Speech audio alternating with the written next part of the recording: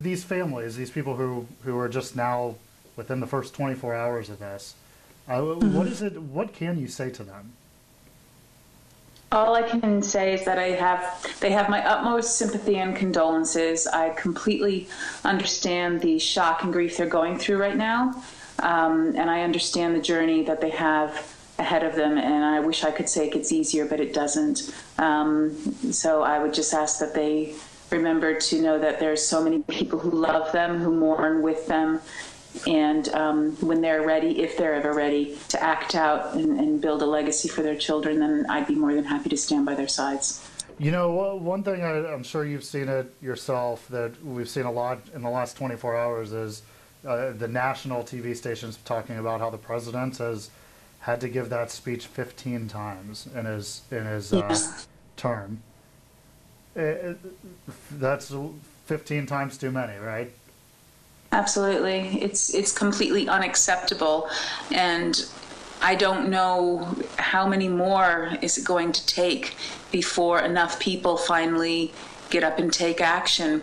We know that there's sensible legislation that we can enact that could help with some instances, but we know that we can't solve every shooting that way, and certainly not a lot of these mass shootings. But for example, this shooter, for example, displayed signs beforehand. There's unconfirmed reports at the moment about his activities on social media. That's the sort of thing that we can make a difference in today with programs that educate people on how to recognize those signs and do something about it.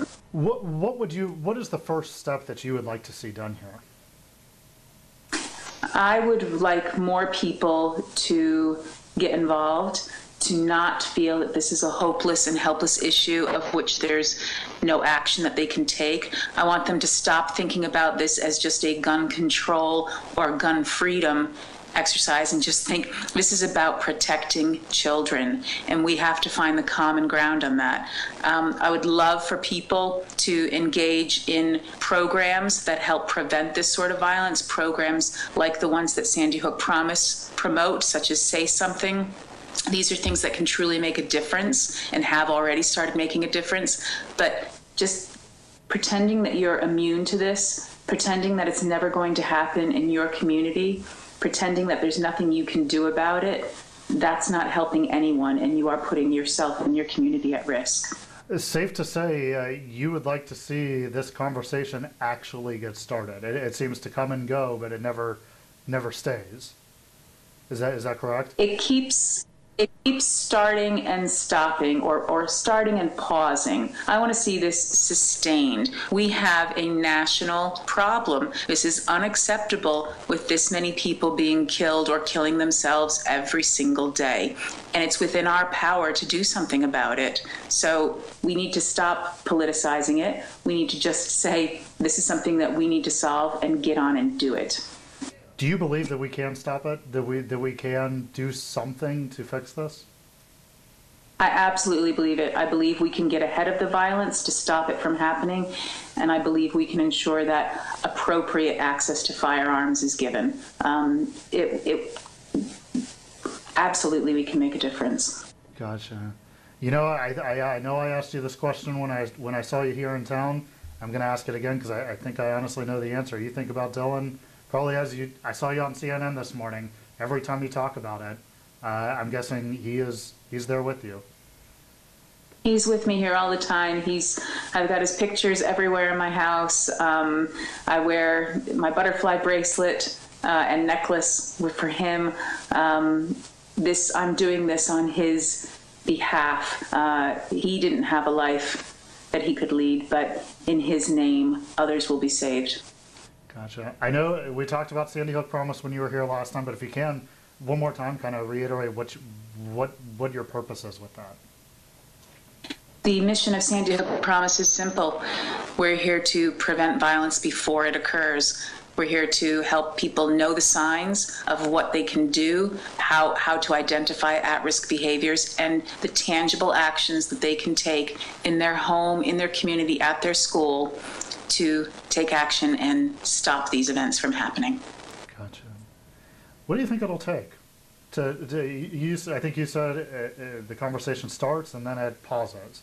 What do you think? What do you think? I mean, realistically, what do you think it'll take to keep society from hitting the pause button? I think people have to understand that this is not something that happens elsewhere.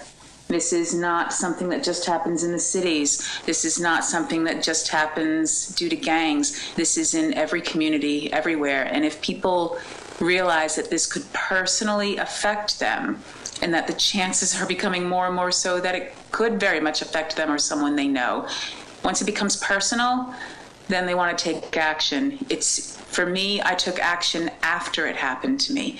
That's too late. You have to get in advance of it. So once people realize that this truly is something that could happen to them, I think they'll be spurred to do whatever they can to stop it. Gotcha. Is there anything else you'd want to add on this issue? I mean, I know this is what you've made your life's work. Is there anything else you want to add, just especially in light of yesterday? I would just add that we need to stop fighting about this. This can't just be an ongoing fight about more guns or less guns. This is about protecting people and saving lives. And if we can't come together to find solutions for that, then we've got some serious problems. And I truly believe that the humanity out there won't let that happen. So please go to sandyhookpromise.org, make the promise, become part of the movement, and learn about the actions that you can take to prevent these sorts of tragedies.